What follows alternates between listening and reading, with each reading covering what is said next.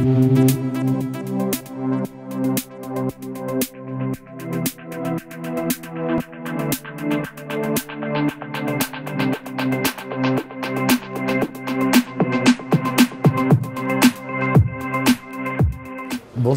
je suis Ilan Belaïm, je suis un cofondateur de Vente Privée. Je vais vous parler aujourd'hui de l'accélérateur que Vente Privée a monté à Station F. Pour commencer, Vente Privée, ce n'est pas un pure player. C'est un acteur qui fait 3 milliards d'euros aujourd'hui, qui est dans 14 pays, 5000 employés. Mais on n'était pas un pure player, on a en fait la transformation digitale d'un métier que Jacques-Antoine avait créé en 85 et que tous les deux on a transformé et monté sur le digital. On l'a fait pourquoi? On l'a fait pour la rentabilité. Son ancien groupe, il a voulu un groupe plus gros, plus rentable, et c'est pour ça qu'on a été sur le digital. On n'a pas été sur le digital parce que c'était cool, etc. Et donc on a été une des premières boîtes d'e-commerce vraiment rentable. Et ça a toujours été dans notre ADN. Maintenant, il y a quelque chose qui s'est passé il y a quelques années, c'est que la concurrence mondiale n'est plus entre les petits et les gros. Nous on fait 3 milliards, on pense qu'on est arrivé. En fait non, la concurrence elle est entre les rapides et les lents. Et le petit problème, c'est qu'avant, il y avait des petits rapides, les startups, et il y avait de gros lents, les grands groupes. Ben maintenant, il y a des gros rapides. Et ceux-là, ils n'ont plus des croissances qui ralentissent truc et de finir à 3-4%. On a des groupes tels que Amazon qui font 25% de croissance alors qu'ils font 100 milliards d'euros de chiffre d'affaires. Donc ils prennent 25 milliards d'euros en un an. Et comment est-ce qu'ils font? Ben, ils font ça par un seul terme qui s'appelle l'innovation. Ils changent tout le temps. Parce que quand tu as ta société qui croît de 25%, il faut qu'elle se réinvente en permanence. On ne peut pas faire les mêmes process qu'avant. Donc on a fait une grosse transformation il y a 2 ans sur VP, sur toute notre IT. On a tout changé, on est devenu ce qu'on appelle un product team pour aller vers de l'agile. L'agile, ce n'est pas des méthodologies, du Kanban, du machin. C'est d'abord une philosophie qui vient du board. C'est-à-dire on accepte de financer des équipes pour faire une innovation rapide.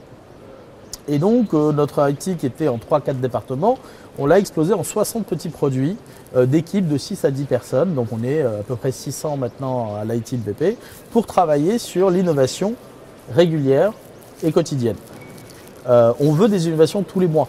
D'accord? Donc, sur 60 équipes, j'en ai 5-6 qui tous les mois proposent des innovations et améliorent le groupe. Mais ça ne suffit pas. On s'est rendu compte que même à 60 équipes et à 600 personnes, en fait, il nous faudrait 1500 et 200 équipes pour faire tout ce qu'on veut faire. Donc, on s'ouvre aujourd'hui aux startups.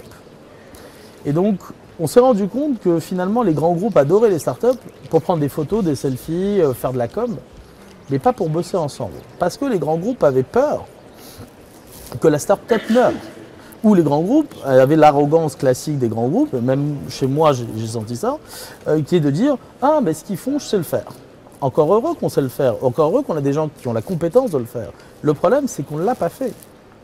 Comme notre bataille est une bataille contre le temps, bah, vaut mieux s'associer avec une start-up pour fabriquer un nouveau produit, plutôt que d'être en concurrence avec elle pour la tuer.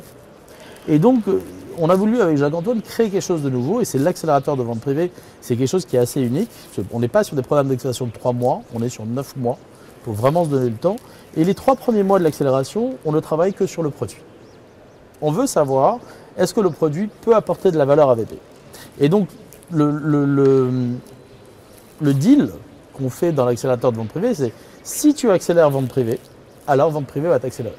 Parce que si tu accélères Vente Privée, et que Vente Privée est content et que tu as généré vraiment de l'innovation qui a généré des euros, alors on te signe un contrat pluriannuel. Et avec un contrat pluriannuel, on va t'aider à avoir d'autres clients. Parce qu'il n'y a rien de pire qu'une startup qui a un seul client et elle va mourir. Ça va devenir une R&D déportée. Donc l'innovation va mourir. Donc nous, on va les aider à se développer. Donc on est en 2 étapes. Première étape, travailler un produit qui a du sens et qui apporte de la valeur à des groupes comme nous. Et ensuite, faire en sorte que ce produit soit le plus générique possible pour les aider à le revendre. Et donc nous, on s'assure de créer un service qu'on va pouvoir utiliser dans le temps et le pérenniser. Aujourd'hui, beaucoup de startups meurent parce qu'elles n'arrivent pas à avoir des contrats sur le long terme. D'accord? Et c'est ça qu'on essaye de corriger. Donc d'abord, on travaille sur quelque chose d'utile. Ta solution, elle est utile pour moi. Je ne vais pas la refaire en interne. On va utiliser nos équipes pour fabriquer à 2 quelque chose d'intéressant. Et ensuite, on va t'aider à le développer. Donc la notion de prix est fondamentale pour un marchand, parce que sur Internet, au départ, quand l'e-commerce est arrivé aux alentours des années 2000, il y a 2 modèles qui se battaient. Les gens qui proposaient du moins cher, du qualité-prix, et les gens qui proposaient du convenient, du facile, tu n'as pas besoin de te déplacer, localité de temps. Bon, il est clair que localité-prix a gagné.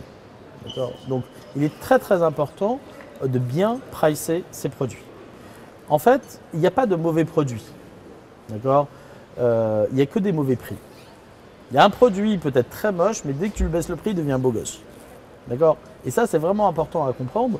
C'est la perception, parce que, en fait, tous les achats qu'on fait sont irrationnels. Ça, c'est quelque chose qu'il faut comprendre. Donc, qu'est-ce qu'il faut faire sur Internet ? Il faut déclencher l'achat d'impulsion. Donc, si je te mets un prix qui te crée un doute, doutage, pas achetage. S'il y a un prix qui te fait envie, tu ajoutes au panier, tu payes le plus vite possible, etc. Donc, moi, il faut que je trouve ce prix psychologique. Donc, si je connais l'historique du prix qui a été vu, je vais savoir quels sont les produits qui ont été fortement ou plusieurs fois discountés. Ça veut dire que ce produit n'est pas terrible s'il a été plusieurs fois rabaissé. Si c'est un produit, il n'a jamais changé de prix, je sais que c'est un produit, attention, à forte valeur, ils n'ont pas eu besoin de le décoter pour le vendre. Quand on ne vend pas tout, c'est qu'on s'est planté sur le pricing. L'e-commerce et le commerce, en fait, il n'y a pas de différence entre les deux puisque le consommateur est le même. C'est la même personne qui achète en ligne et qui achète en ligne.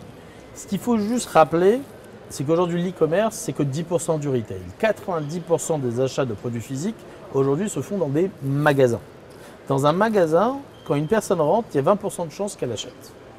Donc, on appelle ça le taux de conversion est de 20%. Sur 100 personnes qui rentrent, il y en a 20 qui achètent. Sur Internet, là où il y a un trafic de dingue, on est sur 2%. 98% des gens qui viennent sur un site de commerce électronique n'achètent pas. La question, c'est pourquoi ? Donc souvent, on nous a dit non, ils n'achètent pas parce qu'ils ne peuvent pas toucher. Ben non, c'est pas vrai. Parce que tu as 2 semaines chez toi pour essayer une fois que tu t'es fait livrer.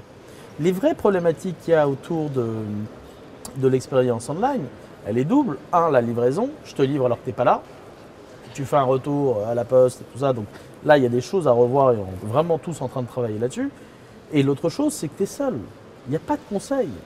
Tu arrives, tu es tout seul, tu navigues tout seul, tu cherches tout seul et tu n'es pas assez aidé. D'accord ? Donc aujourd'hui, nous, on a essayé de gommer tout ça en travaillant un truc qui est le prix.